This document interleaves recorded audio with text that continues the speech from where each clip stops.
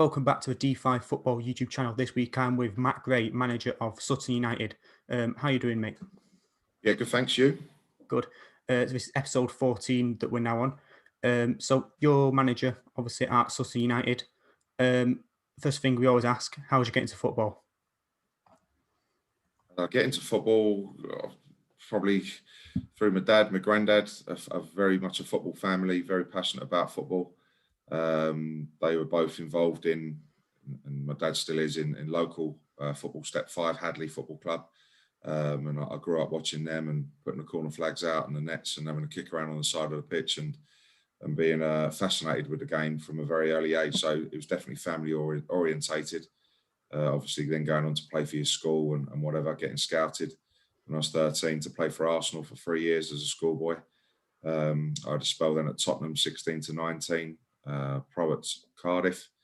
That was when the injuries really started to kick in. 6 operations in 6 years and unfortunately retired at 25, leaving Cardiff and having spells at Hayes in the National League as well as having at Waterlooville and fortunately getting into coaching straight away at the age of 25. So you said there you had to retire because of injuries and got involved in sort of coaching. Do you want to give a quick sort of overview of your time then from getting into coaching to where you are now in terms of the clubs you've been at and sort of the levels you've been at? Yeah, I was initially at 25. Ian Baird was the manager at Havant at the time and is still a really good friend. I spoke to today actually. And he was the manager at Havant and gave me a coaching role, and it was something I always knew I was interested in and wanted to pursue whenever I retired, not as early as I thought it would be. But he gave me that opportunity, and not long after me being there in pre-season, a few months later, he left and took over at Eastleigh. So I followed him and went there as assistant manager, and I had 4 years at Eastleigh.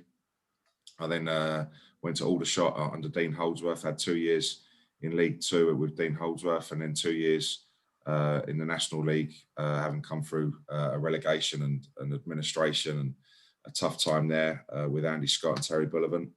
Little spells out scouting for Mill in between jobs. League Two assistant manager with Crawley, with Dermot Drummy, and then another brief spell scouting, and then Ian Baird was assistant manager at Sutton. With Paul Doswell, and they got me in just to do a bit of coaching role until I sort of got the next job. And then before you know it, a few months later, I was now manager, and here I am today, 20 months on, and I'm really enjoying it. So that's a nice little sub overview for people who might not be too familiar with you, even some of the fans of teams you've been at or are at who might not know that. So then getting in, well, first of all, playing wise, you said injuries there. What was that like then at 25 having to retire to injuries? And was it an immediate thing that you sort of went injuries wise, when you're having to retire, you thought, right, I'm going to get into some kind of coaching? I've always enjoyed the coaching side of it and looking at games and studying games and the tactics and the different things that go with it. And I've always had an eye for that, even from a very young age. And I always knew I wanted to do that as soon as I did retire, but I never envisaged me stopping at 25. But when that bad news came and I knew I couldn't get fit and my body wasn't going to be able to stand up, and thinking about things later on in life as well, that was certainly it helped with the process of having to retire, and I changed my focus straight into the coaching, and I'm thankful for Baird for giving me that opportunity straight away and starting my path really, my journey to where I am now. So then easily that spell, again getting involved, you're a bit nervous. Do you get that sort of feeling of sort of general sort of managers or assistant managers, people that are a bit older?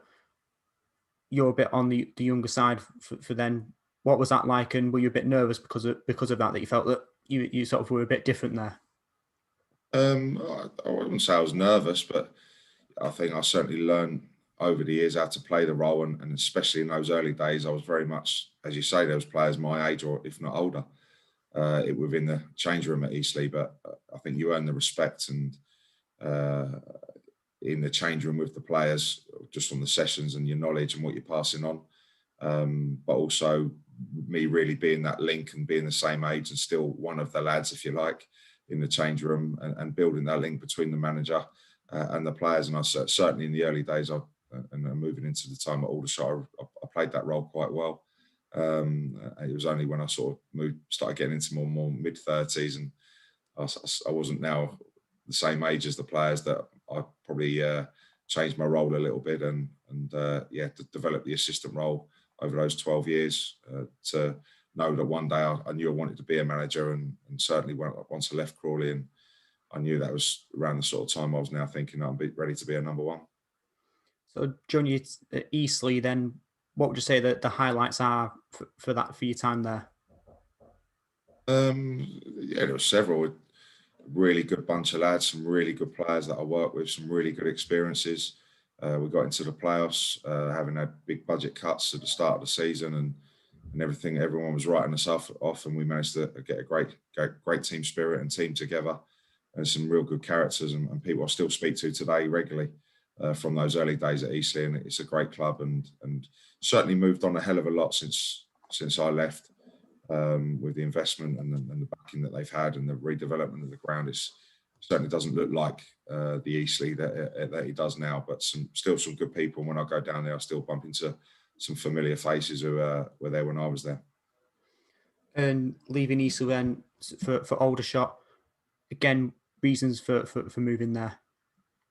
Yeah, Dean Holdsworth was someone I knew previously, and wanted to give me the opportunity they were in League Two at the time.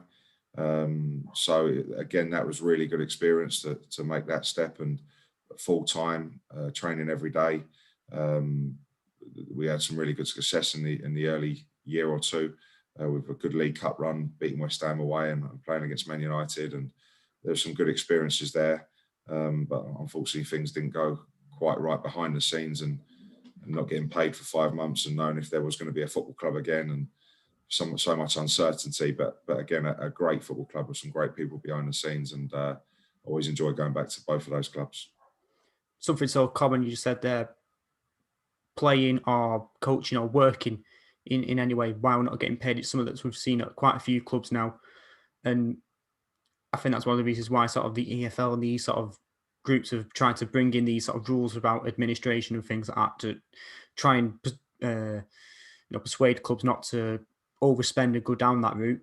And so, like I said, it's happened to lots of players and managers, and now what's it like then being in that environment that you're still trying to push on and get higher up the league in a good position, but also knowing that money wise that's not too well for your players and stuff like that. And what was that like? Well, And the time we went into administration, we saw the writing on the wall when Andy Scott came in, really, in the February, and I think he was trying to sign a few players. We got some key injuries down the spine of the team, and he was looking to bring a few players in to make sure we did stay up, and we were in a really good position to do so. But with those 3 bad injuries, and then not getting the financial backing to being allowed to bring anyone in, really affected our run in, and ended up going down on the last game of the season away at Rotherham. It wasn't until the Monday after that we then went into administration. So it's a really uncertain summer period, and then starting back in the National League with minus 12 points once we did come through with it, was again a very tough but good experience to come back from minus 12 points and manage to comfortably stay up with a few games to go, and beating your local rivals Woking away. To do so was again a huge achievement, and something I really look back fondly on that season. like I said, that season in League Two. Now I'm only 19, but I won't remember Aldershot being in League Two, and that's for my generation. That's Aldershot League Two. For older generation, Aldershot in being that level, that's what they'd remember that, and obviously the old team as well. The new team formed in 1992 rose up the divisions up to League Two, getting involved then in League Two and being part of what might have felt like a bit of a journey, the comeback, if you like, of the team coming back from the ashes, building up. Was that something you were sort of aware of then, that this team was coming back and you could have been part of the story, similar to now we've seen with like likes of Wimbledon coming back and things like that? Oh, we were definitely aware of it. And Graham Brookland, who I speak to every now and again, was part of that reformation of the club back in 1992, and the Phoenix rising of the Phoenix, and a big history of the club going back in the previous times and in the Football League, and having to start again from scratch, and their journey back up in the same ground. It's steep with history, and as I say, there's some really good people there who still were there from the early days, and where they've got to now is just credit to all of them. He said getting relegated then. What was that like? Heartbreaking, obviously, under the conditions and everything going on. What was that like? And is there a moment where you look back and think, oh, should have done this differently, or, we should have signed this player or whatever? No, because we were certainly trying to sign, but we just didn't know at the time, even when we got relegated at Rotherham on that Saturday, we still didn't know that the club was going to go into administration on the Monday. It was literally news to us and all the staff and the players, and Addy Scott at the time did a huge amount of work to help make sure the club could stand on its 2 feet again and try and build back up. And again, it's extremely busy summer for him, and the recruitment process. We played Grimsby away on the first game of the season the following year in the National League, and we were meeting players at the hotel just outside Grimsby on the Friday night and getting them signed on and introducing them to the rest of the lads to try and get them ready for the game the next day. It was unique circumstances and a real good experience looking back, but we certainly stuck together and managed to pull through, and that was a great season for us.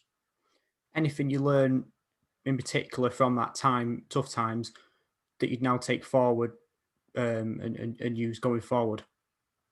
Probably just trying to create that unity within the team. And when you can feel like the world's against you and things are not on your side and you're having to battle with everything. The coaches were going on and they were breaking down after games and had leaks from the toilets and the training ground and different day-to-day problems that we were coming across because we didn't have any money and we were in a very difficult position and our backs were against the wall with a -12 start.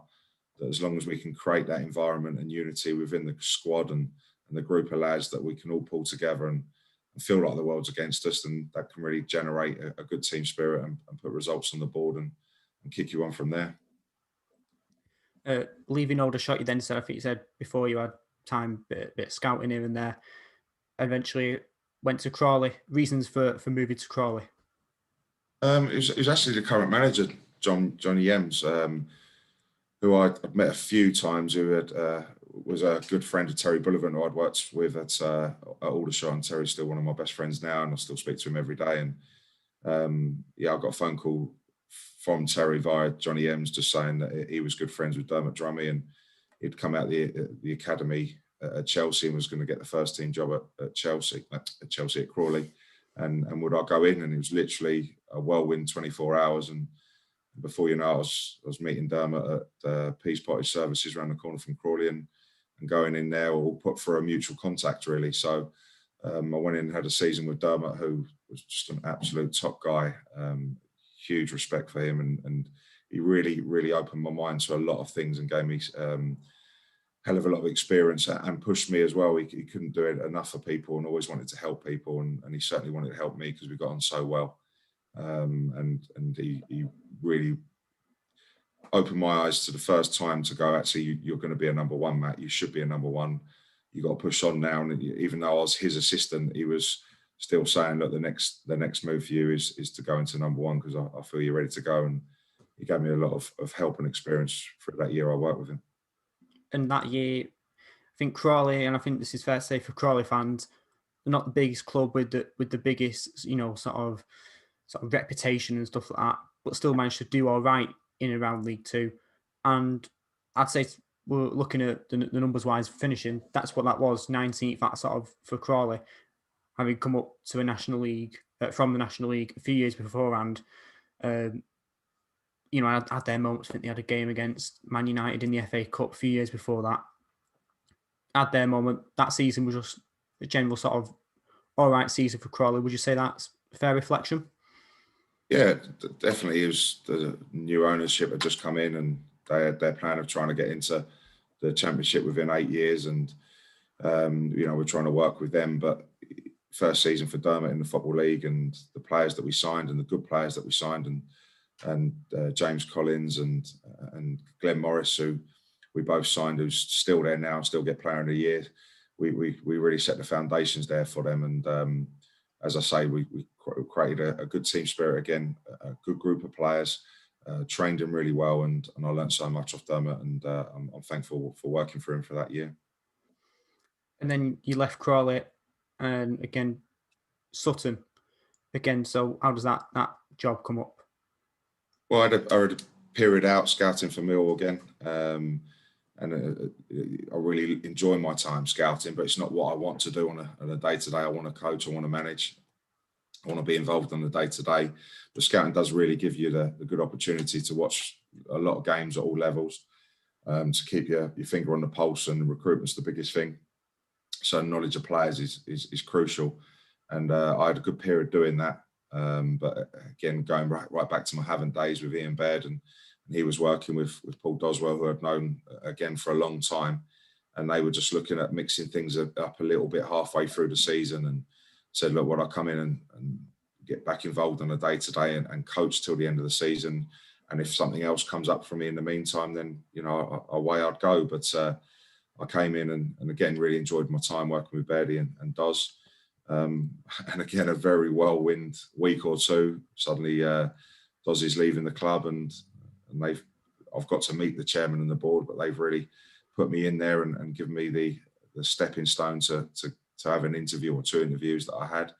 And I just knew it was a right fit for me. The chairman, the club are excellent, and I knew that it was important, not being a household name and the foot playing career being stop-start, that I needed to make sure that when I stepped into being a manager, that it was the right club, because I'm only going to get one bite of the cherry. Because if I fail at the first attempt, I'm going to have to look at going back into the coaching and assistant role and taking it back from there. But I just knew something just felt right, that with the people and the club that I was going to work for, that Sutton was the perfect opportunity to me, and hopefully so it proves to be. That 18-19 season, the team was sort of in and around playoffs, just outside of it, but could never quite put that run that would just put them into the playoffs. What do you think that reason was then, that sort of hovering outside the playoffs but couldn't quite get in there? Yeah, initially I went in there mid-December, the January, the results kept coming, and then probably from February onwards, it sort of spiraled downwards a touch. But there was some big injuries to some key players, and that they were definitely fundamental reasons of why the results didn't quite maintain the level that it first was in the first half of the season, and just dropped away a little bit and missed out on the playoffs in the end. Like I said, then became manager. You said that you might only get that one chance, so if it messed up, then you have to take a step back and hopefully get another chance at being a number one. But then going into becoming the manager, what were your plans then? Because it's now, you've been an assistant before, right, and been a scout, and you're sort of working for someone else. You're a part of someone else's sort of plans and teams and stuff like that. But now you obviously got the chairman and owner and stuff like that. You still obviously have to work with. You're in charge, if you like, more than you've been before. What was that like, and what plan did you want to put down at the club? What sort of, in terms of style of play and type of players that you wanted to bring in?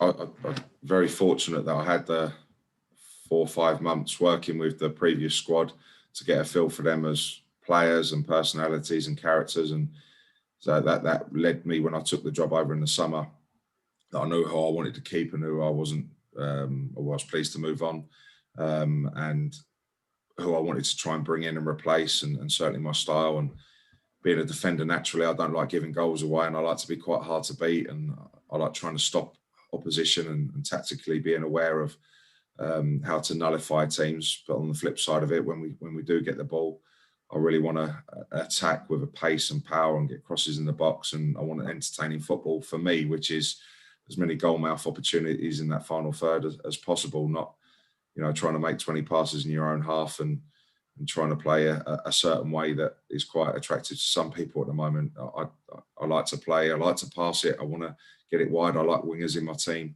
I like entertaining players in my team, but I want them to entertain me in the right areas. And and as I said, I just don't, on the flip side of it, it was me and my assistant Jason Goodliff, we don't like letting goals in, so hard to beat, but attacking and exciting going forward. And that's certainly what I wanted to try and create. And it certainly takes time. And first 5 games, not a bad start. 2 wins, 3 draws, but then just went on a horrendous run of 1 win in 14. Didn't think we were doing too much wrong. We were coming away from games playing reasonably well, being the better team, creating more chances and getting done by a sucker punch at the other end. And it seemed just to keep happening to us.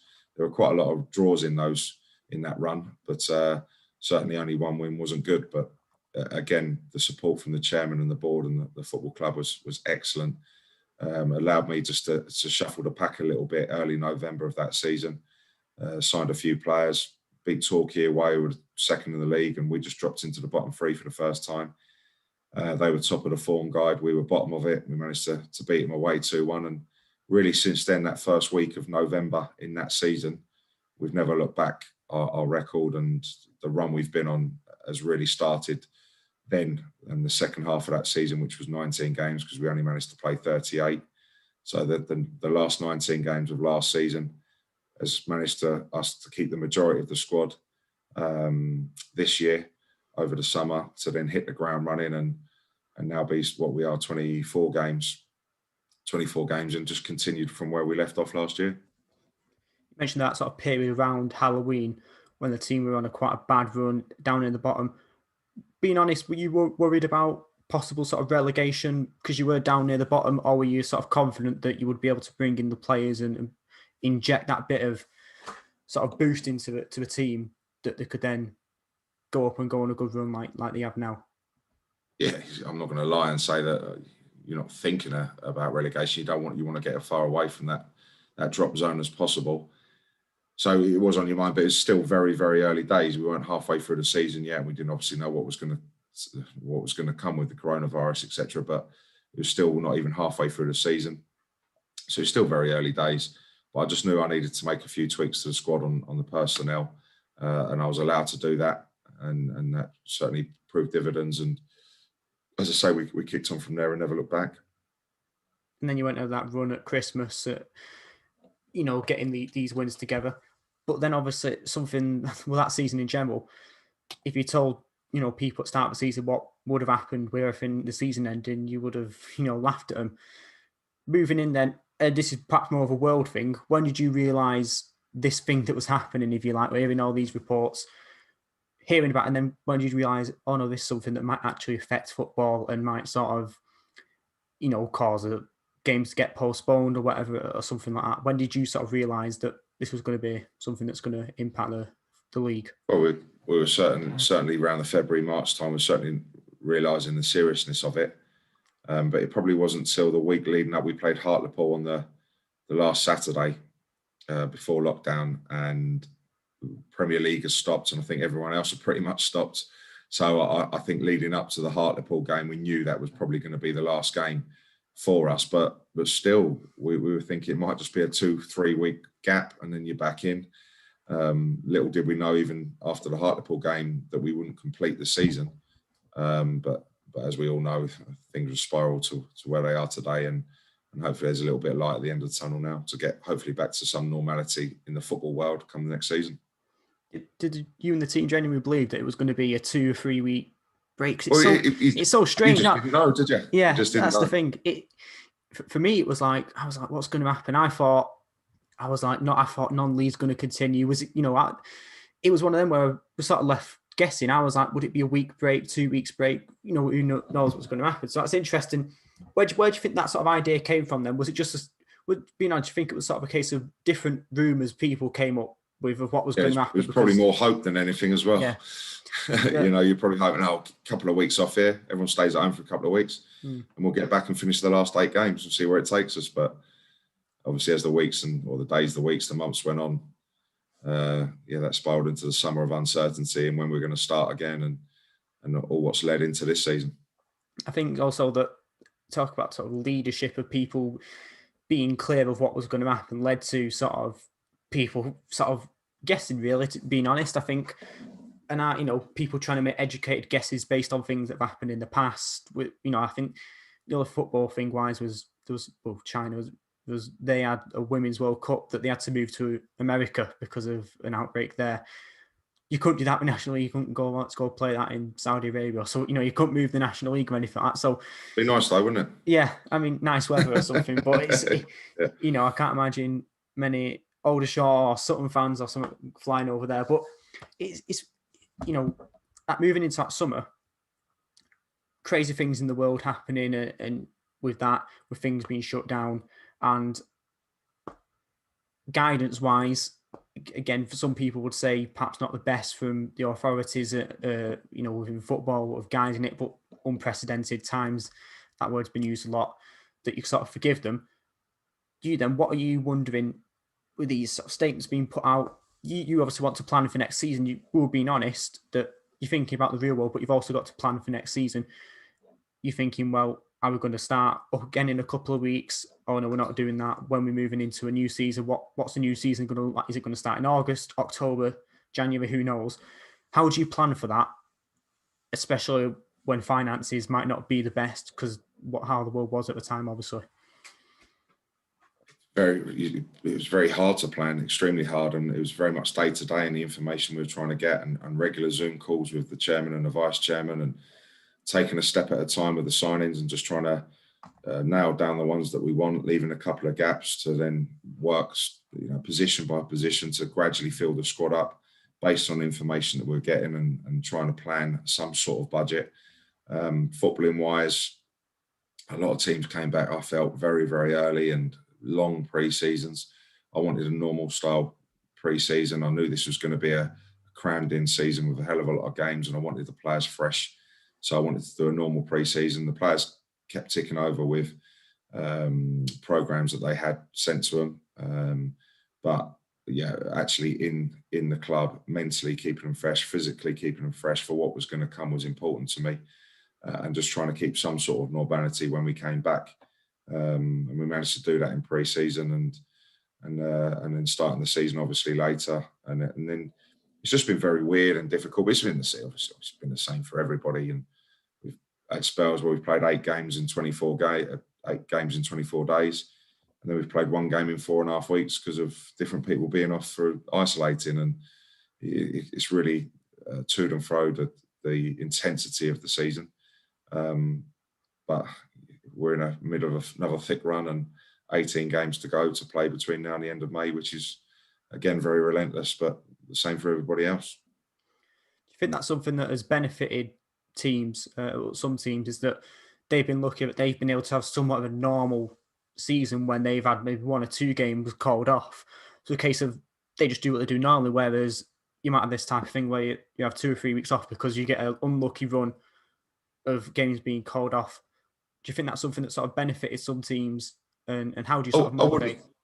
I wouldn't know overly everybody's personal situation, but I'd probably say that every team has had spells where it's come on top with the amount of fixtures, and every team's probably had spells where it's actually been quite kind to them for a few weeks. So I think it's swung fairly around the division-ish, and it is what it is, isn't it? Everyone's got to play the same amount of games in that period of time. And like any season, really, let alone this, they're going to have to be lucky with injuries and fixtures and backlogs and call-offs.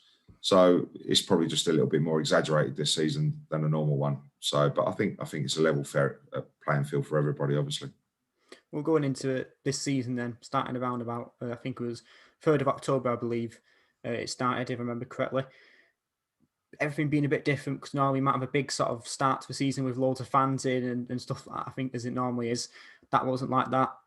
It was a bit later on, so it's not like normally it's quite sunny in August. You got, last tail off of summer. It wasn't really like that for October. So a pretty different sort of way starting the season. What were you thinking then that Sutton could do for this season? I was just hoping and confident we've managed to keep the majority of the squad together.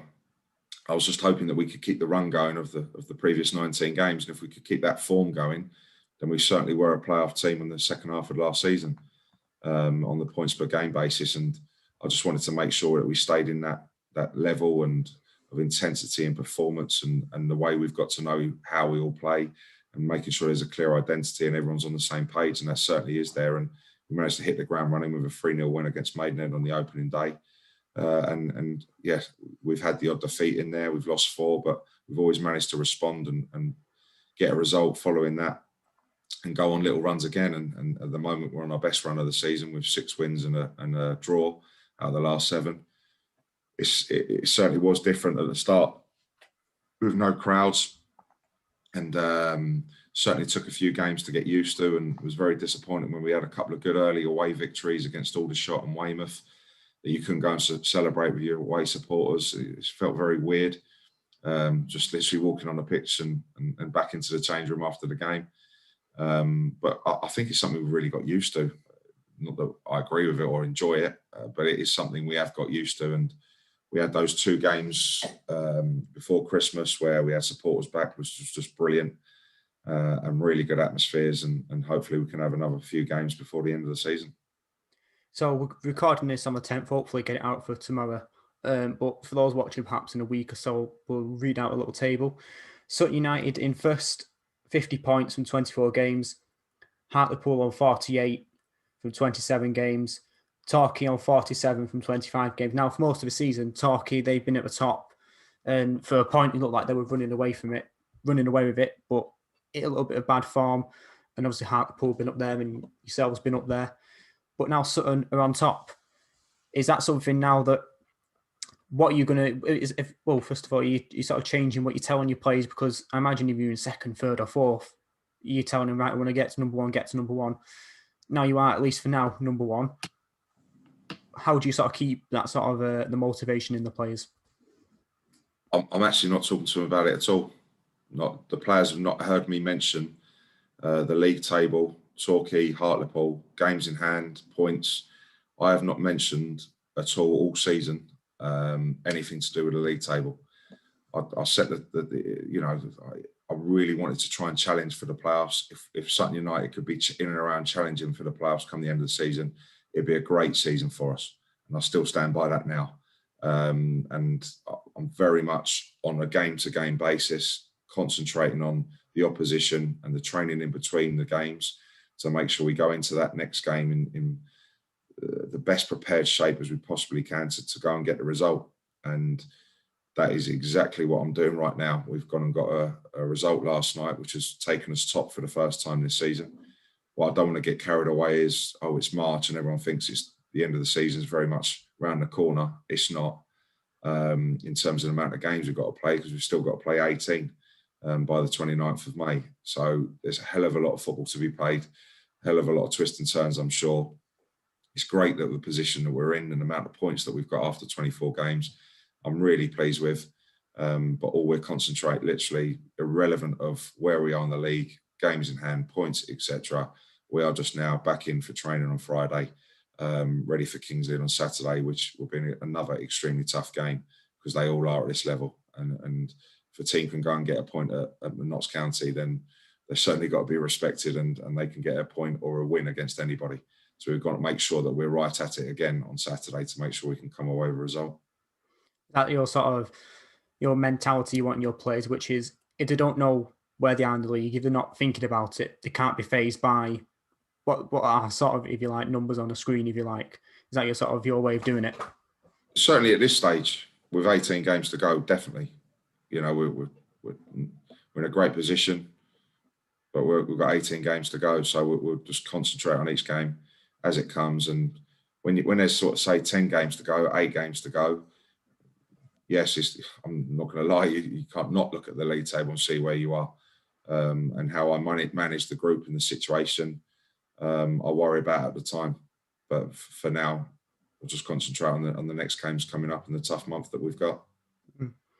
And I think, to be fair, the key thing would be game in hand on Torquay and 3 on Hartlepool, which I think Sutton fans watching this will be looking at and saying, that looks quite good. But obviously, I understand you're playing your cards close to your chest and sort of, playing it down as you will. Well, it does look good. I'm not going to lie. Of course, it looks good, yeah, and supporters will be thrilled, and they rightly so, because Sutton United to be sitting there with the names in and around them of Wrexham, Notts County, Stockport, Hartlepool, Torquay, all in and around us, and Sutton are competing in with those statures and sizes of clubs and the histories that they've got and where they've come from.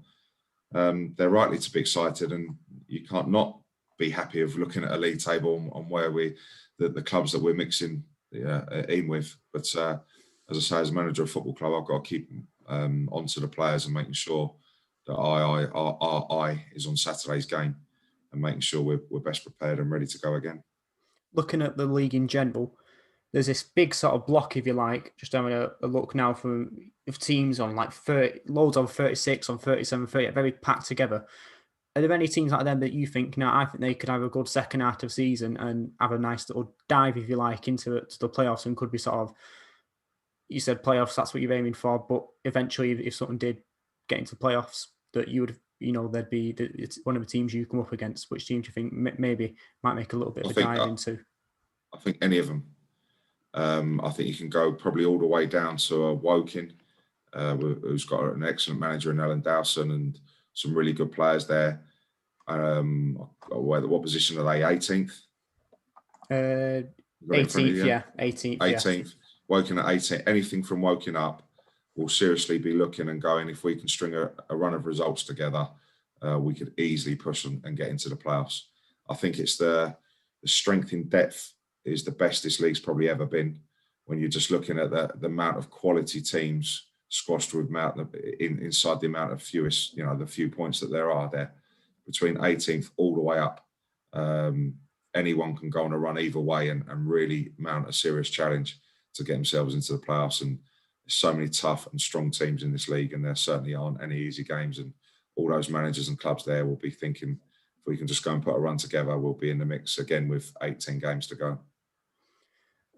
More on a sort of the general trend of the league over the past few years, it would seem to someone who pays attention to League Two, these teams coming up for the National League do all right. It's not like they finish bottom and get 10 points or something. They do right and they compete. Compared to years in the past when that might have been a bit different, do you think the league has changed over the past sort of 5 or 10 years to the strength, maybe because of big football league teams getting relegated, like your Notts Counties and even your Yorks, who then got double relegated, coming down, has changed the league and sort of created a different sort of environment perhaps to 5 or 10 years ago? Definitely, the strength, as you say, the size of the clubs. 80% of the division now will be full-time. It is like the 5th division. The size of the clubs, the fan bases, the grounds you're going to, it's comparable to League Two. And as you say, I think there's only one team, good knowledge there, and I don't know if I'm going to get this right, but I think there's only one team who have come down and bounced straight back up the following season. I think that was Bristol Rovers through the playoffs. So it goes to show you that hardly anyone has come down and gone straight back up again. And then I don't believe, and I might be wrong again, that anyone who's gone up has come straight back down. Harrogate go to show you the consistency with their good manager and Simon Weaver and the squad that they had. They've hit the ground running comfortably mid-table and again might even have one eye on the playoffs there next season. This season, stringing a few results in the latter stages.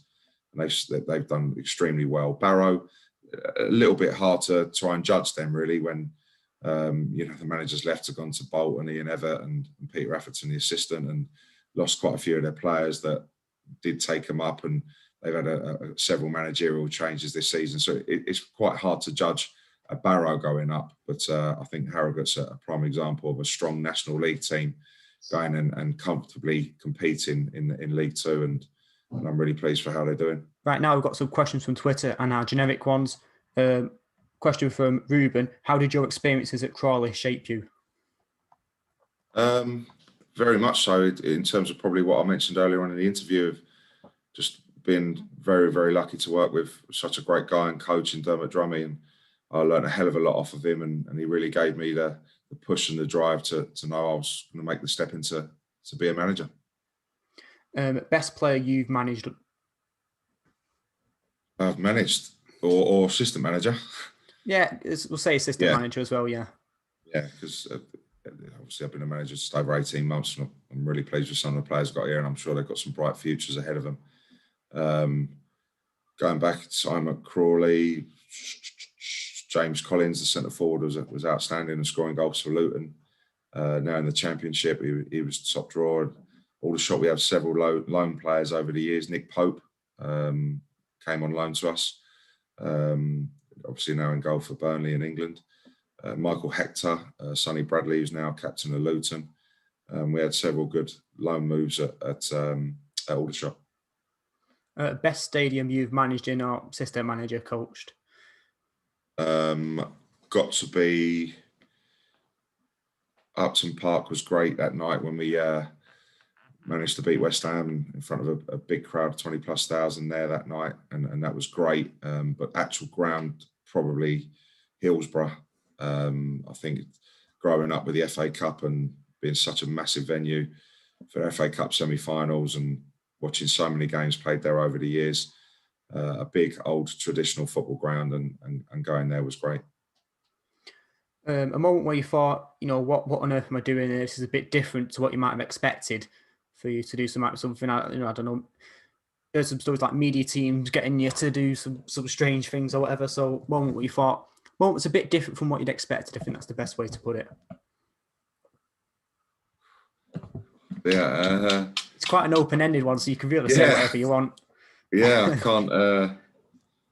Trying to think. I don't think I've done anything media team-wise, or might have to pass on that one. I can't think of anything on the top of my head that would certainly be interesting. I think media team, if anyone watching that now at Sutton, we're going to get him to do something now. So advice you would give to younger players looking to get into the game? Obviously, having been manager, bit scouting, and also assistant manager, I think we normally ask players this, but I think you'd probably the best to answer this. So advice you would give to younger players looking to get into a game? It's a pretty obvious answer, but your work rate and your desire and your dedication to be a player. Your work rate, not just on your game, which is hugely important on your technical side, but also on your physical side and your fitness, because in the modern day game, you do have to be an athlete to play at any level. So making sure you're as fit as you possibly can be, as well as working on your technical skills as well. This is quite, again, this might be another one that might stump you, I don't know. This is sort of one we ask everyone, and it brings some interesting questions. If you could change one moment or result from your career as a working in managerial assistant, whatever, change one moment to see an alternate timeline in a time machine, if you like, to see what that would have happened for good or bad, what moment would you change and why? Another question on the spot there. If I could change a result, I'll change a moment. Could be signing a player or something like that as well, or anything. But I'll probably just go back to one of my earliest experiences of playoffs, and unfortunately losing in the National South playoffs with Eastleigh was certainly hard to take, because we were flying at the time and we just missed out on the title to AFC Wimbledon. So changing that extra time of the second leg, and because I think we'd have gone on and won the final as well, and seeing where that would have taken us with a promotion in the National League. Good. From what you're allowed to tell, that you can tell, funniest moment. Again, God, you should maybe given these earlier, Nathan. I'd maybe given some thought into them. Loads. There's so many. There's so many good characters who've come across in the dress rooms, and funny moments. Again, I'm really struggling to think of one on the spot off the top of my head. No, I might have to come back to you on that. We'll do another one next year, Nathan. And I'll make sure. Like I said, you get promoted then I say that to everyone, so I don't want to curse you. But I guess we'll change the question then. You said these sort of characters. We're about some of these characters, Paul Gascoigne, like United, some of the stuff he did. Having those types of players, maybe not some of the stuff he did, but having these types of sort of fun-loving players who have that sort of. What's that like? And does that help give the players a boost that they have that sort of a joke, if you like? Yeah, definitely. And some of the characters in the change room are getting fewer and further between. But yeah, we've got some real big characters in the change room: Craig Eastman, Harry Buteman, and they're constantly doing little pranks and jokes. And they always get maybe speak about new ones, but Sutton ones. But they're constantly getting a new lad. As soon as there's a new signing, they'll give him a few days in, and they'll see him in the corridor and go, "Oh, have you seen the gaffer? He's looking for you," which I'm not. So they get the new player to come and knock on the office door. And every time I hear the knock and see this new lad knock on my door 2 or 3 days in, he comes in a little bit nervous. And I go, "Oh, did Eastie or Harry send you?" He said, "Yeah." They'll go, "Yeah, yeah." I said, "I don't want to see you."